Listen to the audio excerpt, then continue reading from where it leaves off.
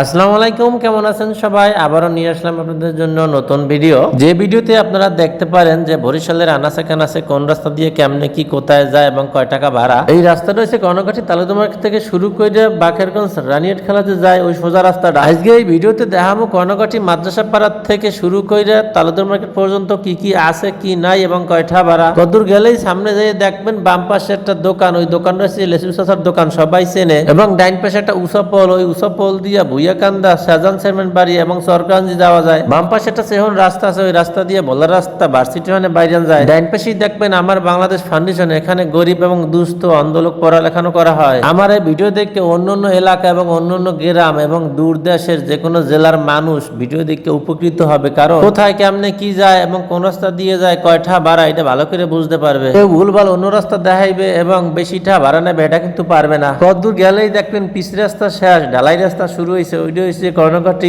চৌমতা বাজার। এই চৌমতা বাজারের অনেক নাম কাম এবং অনেক জৌলস অনেক কিছু ছিল, কিন্তু এখন প্রায় ডুবতে বইছে। আবার চৌমতা বাজারটা ঠিক হয়ে যেতে পারে, কারণ এর আগে কেউ খারাইতে পারত না, রাস্তাঘাট ভাঙ্গা ছিল। আবার রাস্তাঘাট যেহেতু ভালো হয়েছে তাইলে আবার চৌমতা বাজার ঠিক হয়ে যেতে পারে।